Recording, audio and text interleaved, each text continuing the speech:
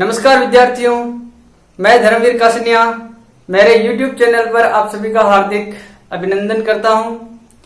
विद्यार्थियों, आज हम अपना अगला टॉपिक शुरू करते हैं। अपना अगला टॉपिक रहेगा प्रतिरक्षा तथा रक्त समूह। ये अपना टॉपिक कक्षा 10 के चैप्टर नंबर 4 से है। कक्षा 10 में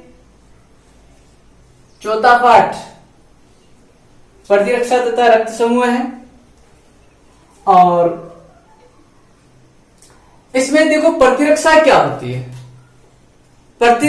प्रतिरक्षा यह हमारे शरीर की रोगों से लड़ने की क्षमता होती है, ठीक है।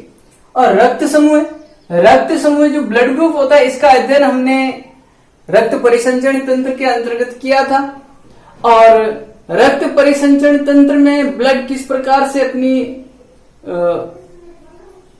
भूमिका निभाता है, रक्त वाहिनियों में बहकर के शरीर में सभी पोषक तत्वों को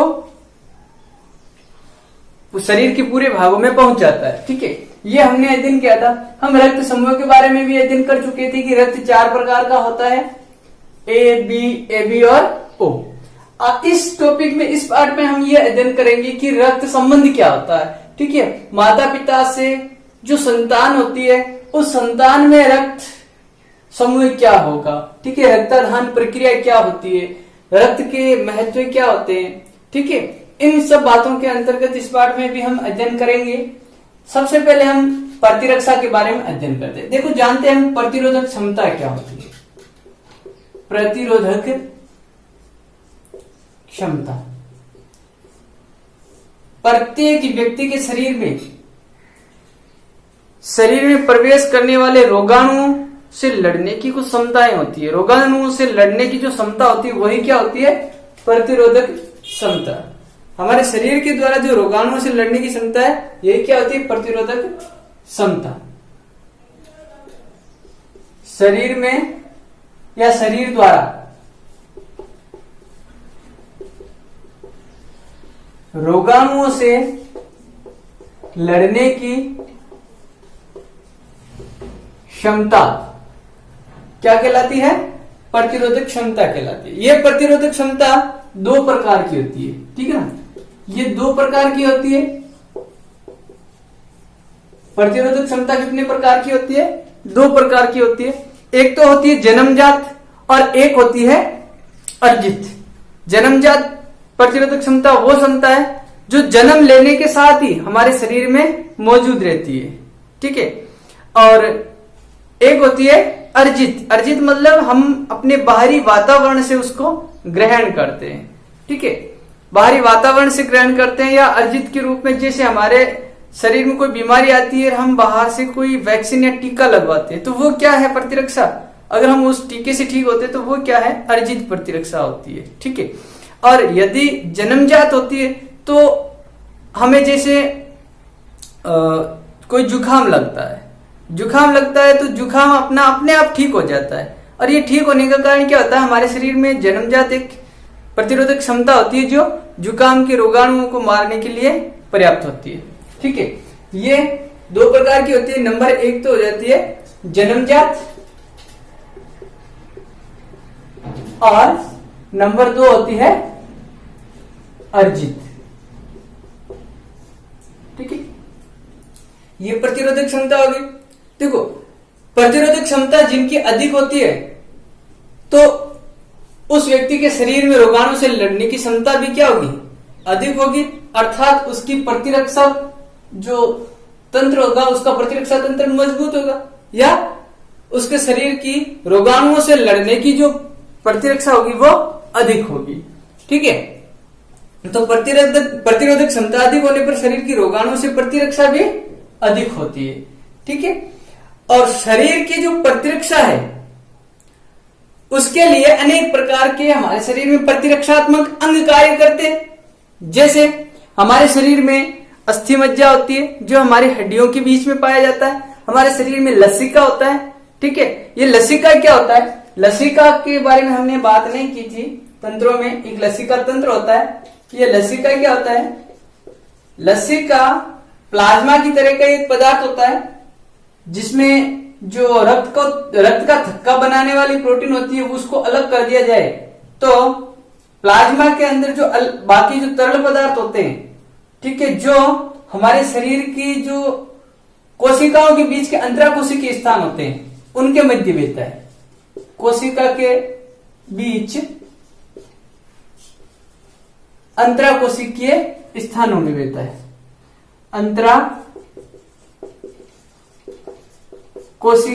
अंतराकोशिकीय स्थानों में बहता है। तो कोशिकाओं के बीच में जैसे ये कोशिकाएं हैं, इन कोशिकाओं के बीच में जो ये वाला अंतराकोशिकीय स्थान बसता है, ये अंतराकोशिकीय स्थान होता है। अंतराकोशिकीय स्थान, इन अंतराकोशिकीय स्थानों में क्या होता है, ये लसिका बहता है, ठीक है ना। ये जैसे ये अंतराकोशिकीय स्थान है, इनमें बहता है और ये विसरण के द्वारा एक कोशिका से दूसरी कोशिका के अंतराकोशिकीय स्थानों में पहुंचता है, ठीक है। ये लसिका जो होता है ये भी हमारे प्रतिरक्षा तंत्र है उसका एक भाग होता है। थाइमस एक ग्रंथि होती है, ठीक है। यकृत ये भी एक ग्रंथि होती है। ये सब भी क्या करते हैं, हमारे प्रतिरक्षा का भाग होते हैं, ठीक है। रक्त ये सबसे महत्वपूर्ण होता है, ये भी हमारे प्रतिरक्षा का कार्य करता है, ठीक है। तो ये अपने प्रतिरक्षा तंत्र के भाग हो जाते हैं। किसके भाग हो जाते हैं, प्रतिरक्षा तंत्र के भाग, ठीक है। एक शब्द आता है अपने प्रतिरक्षा विज्ञान। प्रतिरक्षा विज्ञान, ये प्रतिरक्षा विज्ञान क्या होती है बताएं दोस्तों। प्रतिरक्षा विज्ञान क्या होती है, विज्ञान की एक शाखा होती है ना, जिसमें क्या किया जाता है, शरीर की रोगाणुओं से जो प्रतिरक्षा के लिए जितनी भी क्रियाएं होती है और प्रतिरक्षा तंत्र का जो अध्ययन किया जाता है वही विज्ञान क्या कहलाता है, प्रतिरक्षा विज्ञान कहलाता है। मतलब शरीर की रोगाणुओं से प्रतिरक्षा के लिए होने वाली क्रियाओं का अध्ययन किया जाता है और प्रतिरक्षा तंत्र का जो अध्ययन किया जाता है वो विज्ञान क्या कहलाती है, प्रतिरक्षा विज्ञान कहलाती है, ठीक है। आगे अध्ययन करते हैं। आगे देखें, प्रतिरक्षा के लिए हमारे शरीर में दो प्रतिरक्षा विधियां कार्य करती है। कौन कौन सी विधियां है ये देखते हैं। ये विधियां होती है, एक तो होती है स्वाभाविक मतलब जन्मजात और दूसरी होती है उपार्जित, ठीक है ना। प्रतिरोधक क्षमता हमने जाना क्या होता है, और प्रतिरोधक क्षमता हमारे शरीर में दो प्रकार की होती है, एक होती है जन्मजात और एक होती है अर्जित, ठीक है। शरीर की प्रतिरक्षा के लिए जो प्रतिरक्षा विधियां हैं वो दो प्रकार से होती है। नंबर एक होती है जन्मजात। इन जन्मजात विधियों को क्या कहा जाता है, स्वाभाविक प्रतिरक्षा, स्वाभाविक प्रतिरक्षा, ठीक है। और दूसरी क्या होती है, दूसरी होती है उपार्जित। क्या होती है, उपार्जित।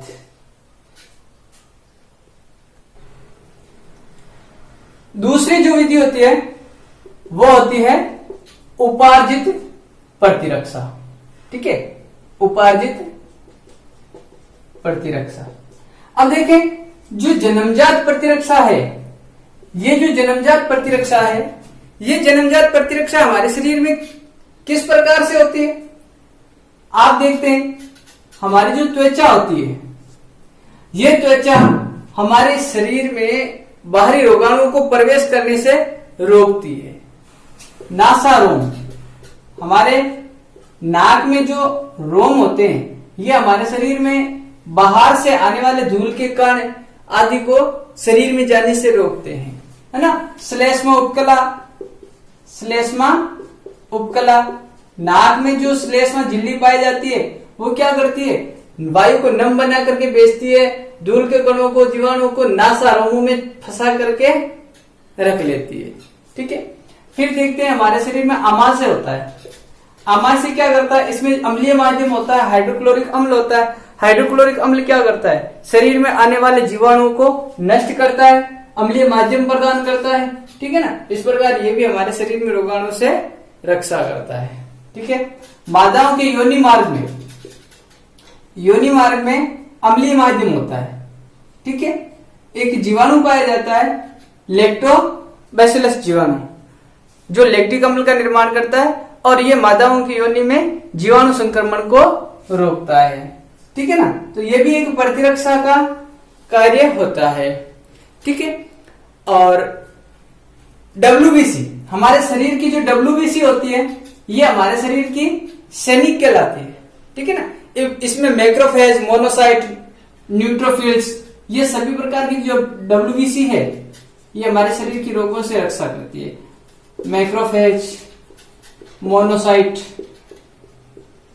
और न्यूट्रोफिल्स, सबसे ज्यादा जो प्रतिरक्षा में काम आने वाले जो न्यूट्रोफिल्स होते हैं, शरीर के सैनिक कहलाते हैं, ठीक है। और ये WBC हमारे शरीर में प्रतिरक्षा तंत्र का मुख्य भाग होती है। शरीर में आए हुए रोगाणुओं को नष्ट करने का काम कौन करती है, WBC करती है, व्हाइट ब्लड कार्पस, रक्त कणिका। आगे देखते हैं उपार्जित प्रतिरक्षा में। तो उपार्जित प्रतिरक्षा दो प्रकार की होती है। कितने प्रकार की होती है, दो प्रकार की। नंबर एक होती है सक्रिय प्रतिरक्षा, सक्रिय प्रतिरक्षा, और नंबर दो होती है इसमें निष्क्रिय प्रतिरक्षा, निष्क्रिय प्रतिरक्षा। ये उपार्जित होती है। उपार्जित मतलब वातावरण से ग्रहण की गई प्रतिरक्षा होती है, ठीक है ना। ये कोई भी हमारे शरीर में रोगाणु प्रवेश करता है, रोगाणु मतलब जो प्रतिजन होता है ना, जो हमारे शरीर में बाह्य रोगाणु होते हैं, उनके विरुद्ध ये स्वयं शरीर के द्वारा निर्मित की जाती है। ये प्रतिरक्षा किसके द्वारा निर्मित की जाती है, स्वयं शरीर के द्वारा निर्मित की जाती है, ठीक है ना। ये तो होती है सक्रिय प्रतिरक्षा, जो हमारे शरीर के द्वारा प्रतिरक्षियों का निर्माण करती है और प्रतिरक्षा उत्पन्न करती है ना। ये केवल विशिष्ट प्रतिजन के लिए ही होती है ना। ये केवल क्या होती है, ये केवल विशिष्ट रोगाणु के लिए होती है, विशिष्ट रोगाणु के लिए होती है, रोगाणु के लिए। जैसे हमें जुकाम लगता है, तो जुकाम के विरुद्ध हमारे शरीर में हमारा शरीर खुद एंटीबॉडी बना लेता है और जुकाम तैयार हो जाता है। जब भी जुकाम लगता है तो जुकाम 3 से 4 दिनों के बाद ऑटोमेटिकली ठीक हो जाता है, बिना कोई दवाई लिए हुए, ठीक है ना। हम कोई दवाई नहीं लेते फिर भी जुकाम ठीक हो जाता है। क्यों? क्योंकि हमारा शरीर रहता है, हमारा शरीर स्वयं प्रतिरक्षा का निर्माण कर लेता है इस जुकाम के रोगाणुओं के विरुद्ध। ये हो जाती है अपनी सक्रिय प्रतिरक्षा। क्या हो जाती है? सक्रिय प्रतिरक्षा, जो उपार्जित होती है, वातावरण से ग्रहण की गई प्रतिरक्षा होती है, ठीक है। ये अगली आती है अपने निष्क्रिय प्रतिरक्षा। निष्क्रिय प्रतिरक्षा में क्या होता है, इसमें हमारा शरीर प्रतिरक्षा का निर्माण नहीं कर पाता किसी विशेष रोगाणु के खिलाफ। उस रोगाणु को मारने के लिए हमारे शरीर में प्रतिरक्षी प्रवेश कराई जाती है ना। किसी भी प्रतिजन या रोगाणु के विरुद्ध बाहर से विशेष प्रतिरक्षी टीके के माध्यम से प्रवेश कराई जाती है ना।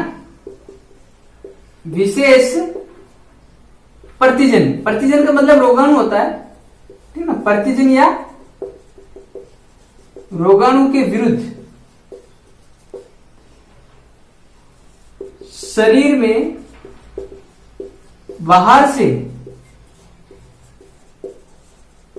प्रवेश कराई गई कोई भी प्रतिरक्षी है ना, जो विशिष्ट प्रतिरक्षी होती है। शरीर में बाहर से प्रवेश कराई गई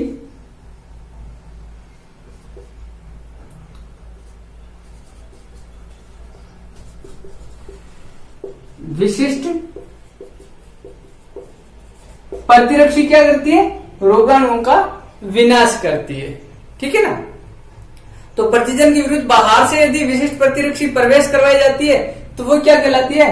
निष्क्रिय प्रतिरक्षा कहलाती है। ठीक है ना। तो विशेष प्रतिजन या रोगाणु के विरुद्ध शरीर में बाहर से प्रवेश करेगा एक विशिष्ट प्रतिरक्षी रोगाणुओं का विनाश करती है। रोगाणुओं का विनाश करती है,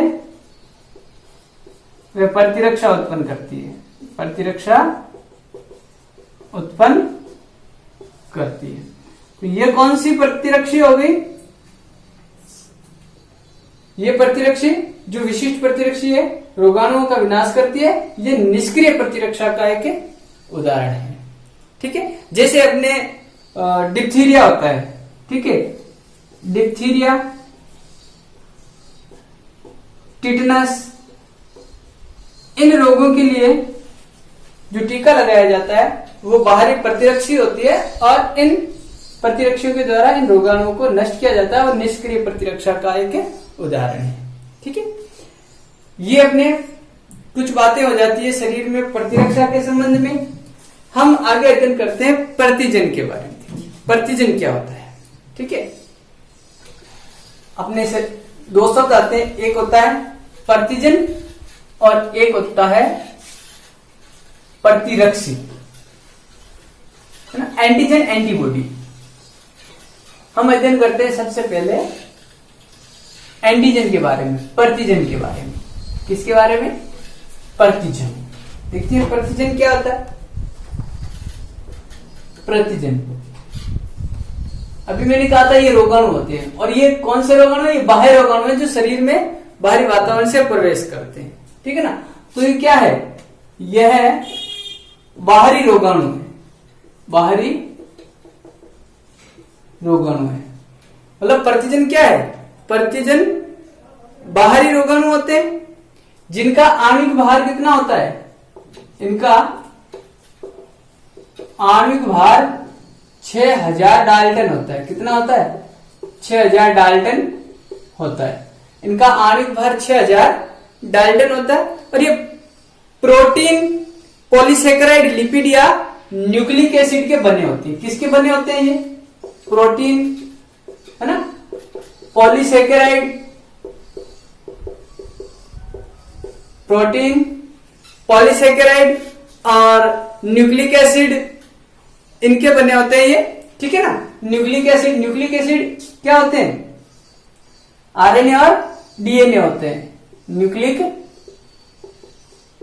एसिड। ठीक है।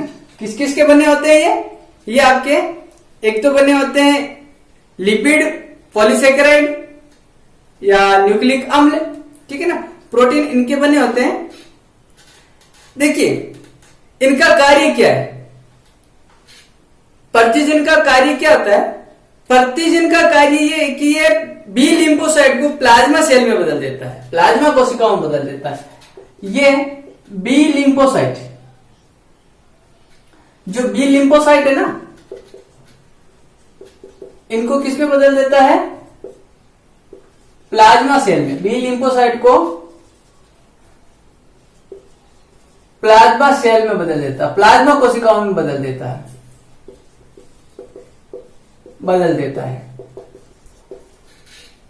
बी लिम्फोसाइट क्या है? ये डब्ल्यूबीसी है। बी लिम्फोसाइट क्या होती है? डब्ल्यूबीसी होती है।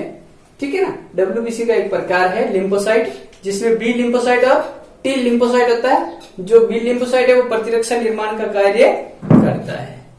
ठीक है ना। जब ये प्रतिजन बी लिम्फोसाइट को किसमें बदल देता है? प्लाज्मा सेल में बदल देता है, तो प्रतिरक्षी उत्पादन को प्रेरित भी करता है। ठीक है ना। बी लिम्फोसाइट को प्लाज्मा सेल में बदलकर किसको प्रेरित करता है? प्रतिरक्षी निर्माण को प्रेरित करता है। वह प्रतिरक्षी, मतलब प्रतिरक्षी का अर्थ है एंटीबॉडी। एंटीबॉडी निर्माण को प्रेरित करता है। क्या करता है? एंटीबॉडी निर्माण को प्रेरित करता है। ठीक है। ये किसका काम है? प्रतिजन का काम होता है।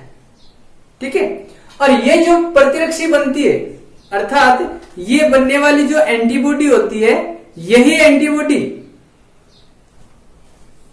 इस प्रतिजन से क्रिया करती है। अर्थात ये प्रतिजन इसके द्वारा बनाई गई एंटीबॉडी से ही क्रिया करती है। ठीक है नहीं, ध्यान रखिएगा, ये प्रतिजन किससे क्रिया करता है?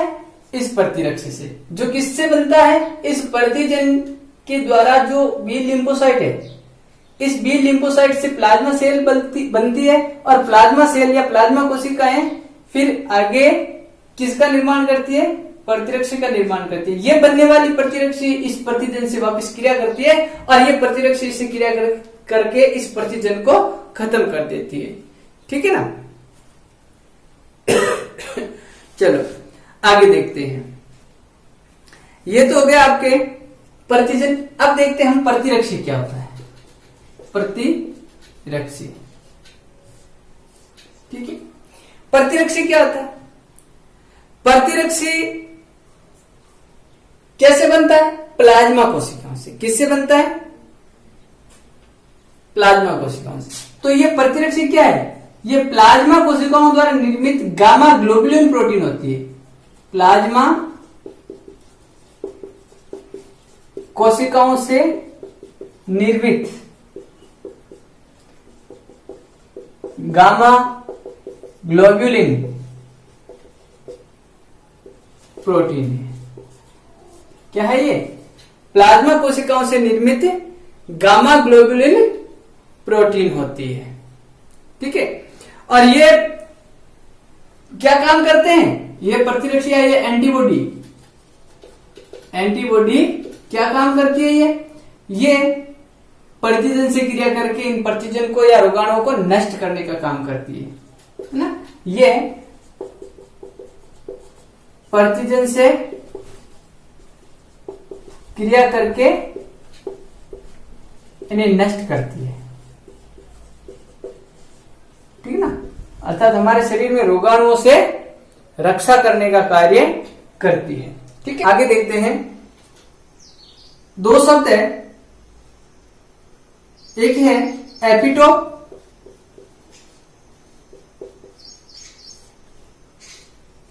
और दूसरा है पैराटोप। इन दोनों शब्दों को देखते हैं। इनको एंटीजेनिक निर्धारक कहते हैं। क्या कहते हैं? एंटीजेनिक निर्धारक। एपिटोप को क्या कहते हैं? एंटीजेनिक निर्धारक। ये एंटीजेनिक निर्धारक क्या है? देखिए, ये एंटीजेनिक निर्धारक या एपिटोप प्रतिजन के अगर विशिष्ट अंश हैं जो प्रतिरक्षी से जुड़ते हैं, प्रतिरक्षी से क्रिया करते हैं। ठीक है ना, प्रतिजन के विशिष्ट अंश, प्रतिजन के विशिष्ट अंश जो प्रतिरक्षी से जुड़ते हैं, प्रतिरक्षी से जुड़ते हैं। ठीक है, और पैराटोप क्या है? पैराटोप प्रतिरक्षी के वह अंश जो प्रतिजन से क्रिया करते हैं। किससे जुड़ते हैं? प्रतिजन से, है ना। प्रतिरक्षी के वह अंश, प्रतिरक्षी के वह अंश जो प्रतिजन से क्रिया करते हैं, प्रतिजन से क्रिया करते हैं। ठीक है, ये एपिटोप और पैराटोप हो जाते हैं। ठीक है, आगे देखते हैं। आगे हम इस एपिटोप के बारे में कुछ बातें और है, उसके बारे में थोड़ा जान लेते हैं। देखिए क्या क्या बातें आ जाती है इस एंटीजनी निर्धारक की बात करें तो एंटीजनी जो निर्धारक है ये 6 से 7 एमिनो अम्लों की एक श्रृंखला होती है। कितने एमिनो अम्ल होते हैं इसके अंदर? 6 से 8, 6 से 8 एमिनो अम्लों की एक श्रृंखला होती है। क्या होती है ये? एमिनो अम्लों की एक श्रृंखला होती है। कौन? एंटीजनी निर्धारक। ठीक है, एपिटोप। एपिटोप एक श्रृंखला है एमिनो अम्लों की जिसमें कितने होते हैं एमिनो अम्ल? 6 से 8 होते हैं। ठीक है, तो ये एपिटोप के रूप में कार्य करने वाली एक श्रृंखला होती है जो विशिष्ट स्थलों से प्रतिरक्षी से जुड़ती है। ठीक है, एपिटोप की संख्या जो होती है, एपिटोप की संख्या, जितने एपिटोप प्रतिरक्षी से जुड़ते हैं ये क्या कहलाती है? एंटीजन की संयोजकता कहलाती है। मतलब एपिटोप की संख्या, एपिटोप की संख्या क्या कहलाती है? एंटीजन की संयोजकता कहलाती है। क्या कहलाती है? एंटीजन की संयोजकता। ठीक है, आगे देखें। अब हम अध्ययन करते हैं ये जो प्रतिरक्षी होती है, ये प्रतिरक्षी किस प्रकार से प्रतिजन का विनाश करती है। अर्थात विशिष्ट प्रतिरक्षा में प्रतिजन प्रतिरक्षी क्रिया किस प्रकार से होती है? विशिष्ट प्रतिरक्षा में, विशिष्ट प्रतिरक्षा में प्रतिजन प्रतिरक्षी क्रियाविधि, विशिष्ट प्रतिरक्षा में प्रतिजन प्रतिरक्षी क्रियाविधि, मतलब प्रतिजन का विनाश किस प्रकार से होता है इसका अध्ययन कर लेते हैं। प्रतिजन का विनाश, प्रतिजन का विनाश किस प्रकार से होता है? ठीक है, इसमें देखो कुल 3-4 चरण होते हैं। सबसे पहले देखें तो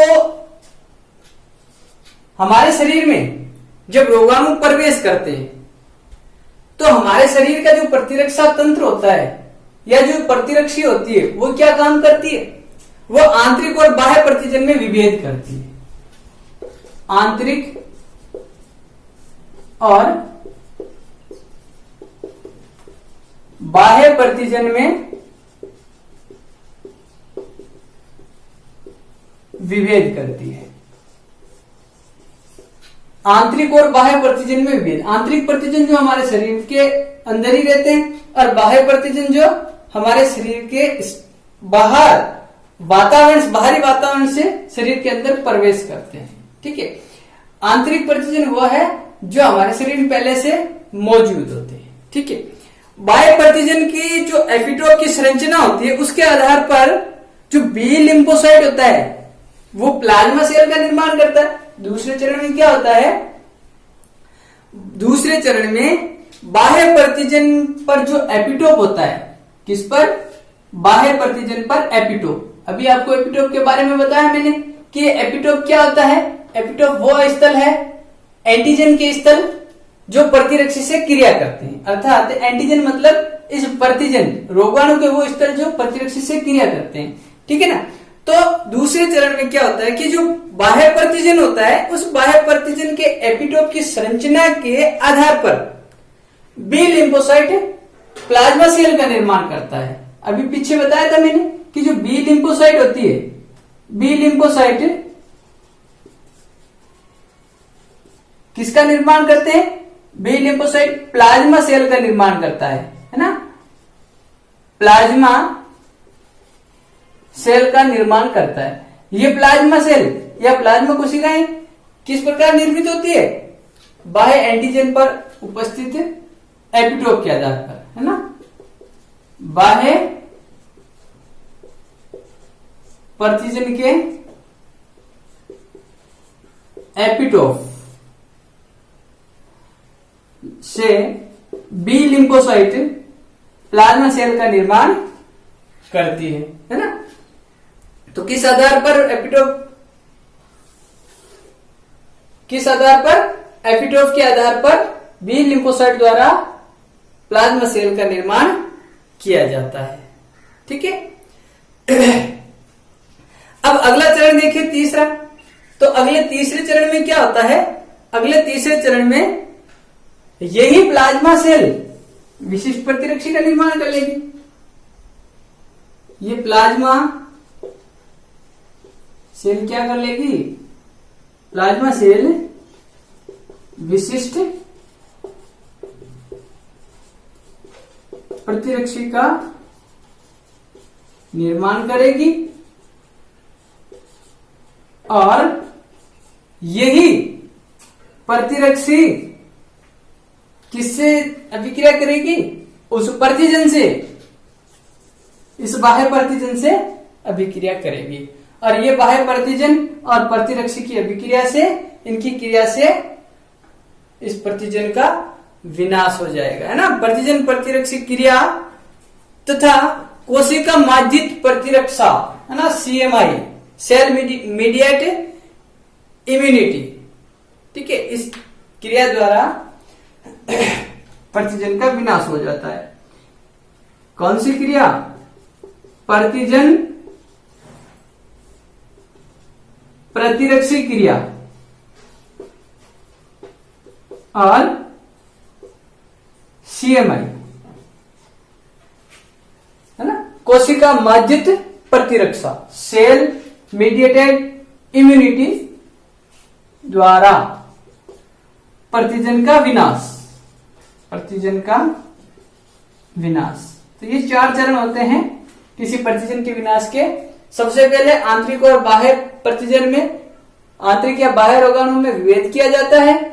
उसके बाद बाह्य प्रतिजन के ऊपर उपस्थित एपिटोप के आधार पर बी लिम्फोसाइट प्लाज्मा सेल का निर्माण करती है। फिर प्लाज्मा सेल विशिष्ट प्रतिरक्षी का निर्माण करती है। यही प्रतिरक्षी इस प्रतिजन से क्रिया करती है और यह प्रतिरक्षी प्रतिजन क्रिया और कोशिका माध्यित प्रतिरक्षा के द्वारा प्रतिजन का विनाश कर दिया जाता है। ठीक है, ये अपने क्रिया हो जाती है प्रतिजन के विनाश की क्रिया। तो दोस्तों, आज यहां तक हमने अध्ययन किया। कल हम अध्ययन करेंगे प्रतिरक्षी की संरचना का, है ना। एंटीबॉडी की संरचना किस प्रकार की होती है, एंटीबॉडी की संरचना का अध्ययन हम अपनी अगली क्लास में करेंगे। धन्यवाद दोस्तों।